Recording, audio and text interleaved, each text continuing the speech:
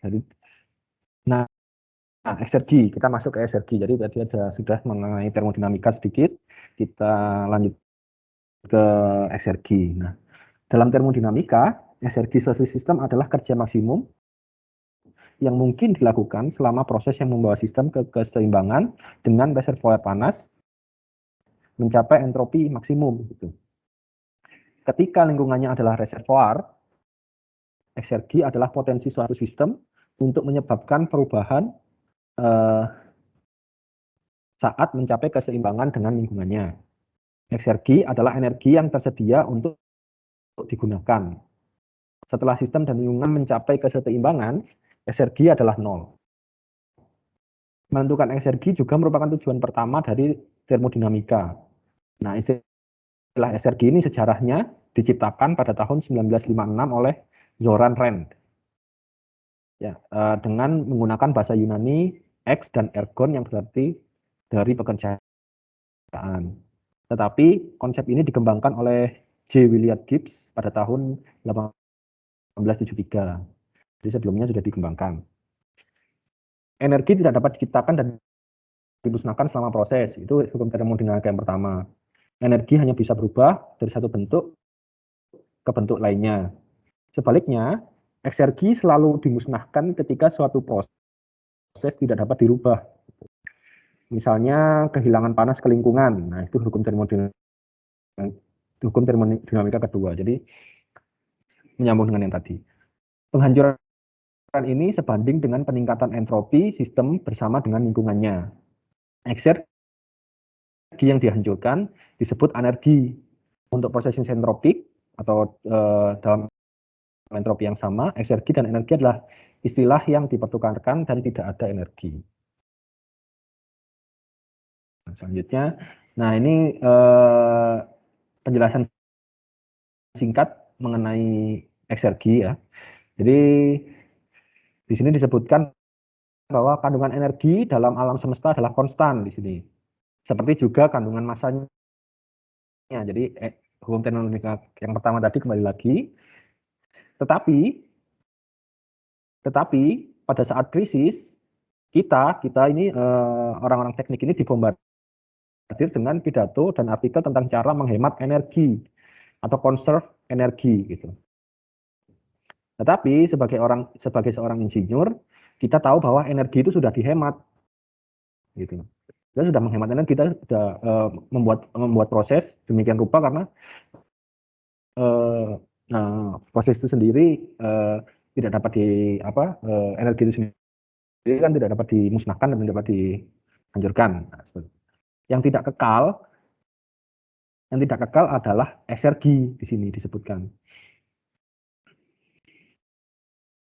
Yang tidak kekal adalah eksergi yang merupakan potensi kerja yang berguna dari energi tersebut. Jadi eksergi itu adalah potensi kerja yang berguna pada energi tersebut. Nah, setelah eksergi terbuang, tidak akan pernah bisa dipulihkan. Ketika kita menggunakan energi untuk memanaskan rumah kita misalnya atau mendinginkan rumah kita tidak menghancurkan energi apapun.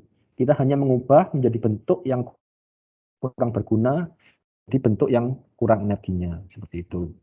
Nah, potensi kerja yang berguna ini di kalimat berikutnya disebutkan the useful work potential of system at specified state is called eksergi. Jadi potensi kerja yang berguna dari suatu sistem pada keadaan tertentu itu disebut eksergi. Nah, eksergi ini adalah sebuah properti dan dikaitkan dengan keadaan sistem dan lingkungan. Seperti itu. Suatu sistem yang berada dalam keseimbangan dengan lingkungannya memiliki eksergi nol. Jadi ketika suatu sistem memiliki keseimbangan dengan lingkungannya memiliki eksergi nol. Suatu sistem yang eksergi nol dalam keadaan mati atau dead state di sini disebutkan. Energi thermal reservoir thermal setara dengan keluaran kerja mesin panas Carnot yang beroperasi antara reservoir dan lingkungan. Kalau mesin Carnot itu sendiri kan kita tahu bahwa di mana mesin dengan perbandingan efisiensi tertinggi yang membandingkan untuk temperatur membandingkan antara temperatur tertinggi dan terendah pada suatu proses gitu ya. Nah, di sini disebutkan juga bahwa energi thermal setara dengan keluaran kerja mesin panas Carnot yang beroperasi antara reservoir dan lingkungan. Jadi terus di sini disebutkan juga, nah reversible work atau dilambangkan dengan W reversible, WREF, itu didefinisikan sebagai kerja maksimum yang berguna yang dapat dihasilkan atau pekerjaan minimum yang perlu dihasilkan sebagai suatu sistem mengalami proses antara keadaan awal dan keadaan akhir. Ini adalah hasil kerja atau ini hasil kerja atau input yang berguna dan diperoleh ketika proses antara keadaan awal dan akhir dijalankan dengan cara yang benar-benar dapat dibalik. Jadi tujuannya exergi ini menemukan kerja reversible yang bisa digunakan balik. Nah, kita jelaskan lagi sini. Nah, ini jadi secara umum itu sebenarnya exergi dan energi itu memiliki satuan yang sama. Cuman di exergi ini kita menjelaskan mengenai ada suatu proses yang tidak dapat dibalik atau di reversible prosesnya. Yang pertama di sini ini ada dibandingkan antara initial state dan final state. Jadi kondisi awal dan kondisi akhir atau final. Ketika reversible work itu bisa digunakan secara maksimal, sedangkan ada aktual proses yang menunjukkan bahwa sebagian dari kondisi awal ini tidak bisa digunakan. Maka dari situ irreversible atau ini disebut dengan I itu adalah hasil pengurangan antara kerja reversible dikurangi kerja useful atau kerja aktualnya. Nah, di sini ada rumus lagi mengenai irreversible tadi. The difference between the reversible work and the useful work is due to the irreversibility present during the process and is called irreversibility atau I. Jadi perbedaan antara kerja reversible dan kerja yang berguna atau useful work itu disebabkan oleh irreversibilitas yang ada selama proses dan disebut irreversibilitas atau I. Ini setara dengan exergi yang dimusnahkan dan dinyatakan sebagai berikut. Nah, di sini ya, di sini bisa dijelaskan juga bahwa di mana S-gen atau S-gen ini, S-gen adalah entropi yang dihasilkan selama proses. Gitu. Untuk proses yang benar-benar reversible, ya, untuk proses yang benar-benar reversible, suku kerja yang berguna dan dapat dibalik adalah identik, dan dengan demikian irreversibilitas adalah 0. Seperti itu. Jadi exergi di kalimat berikutnya, exergi yang dimusnahkan merupakan potensi kerja yang hilang dan disebut juga kerja yang terbuang atau kerja yang hilang.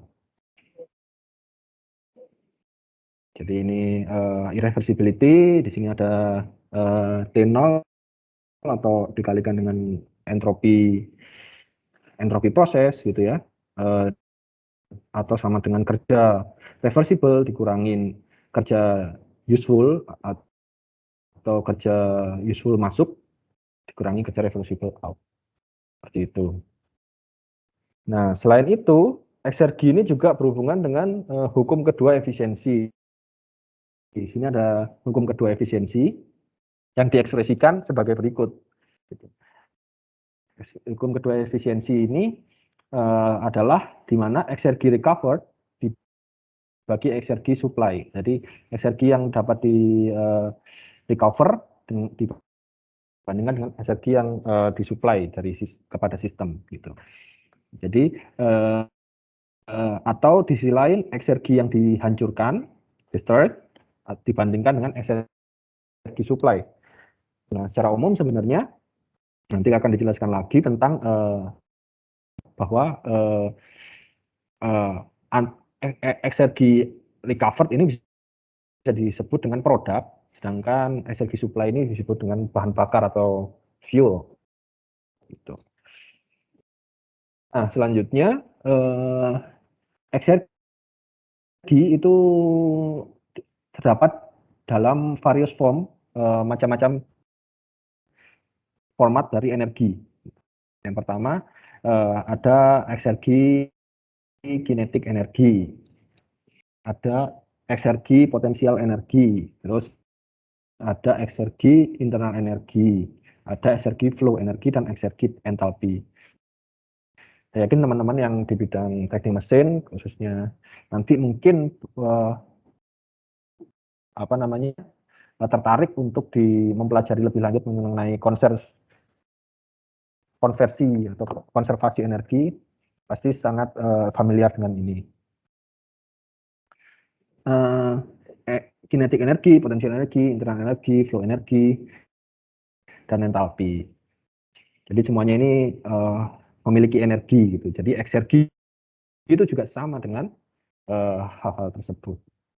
Nah, selanjutnya akan saya jelaskan mengenai hubungannya dengan teknologi PLTU.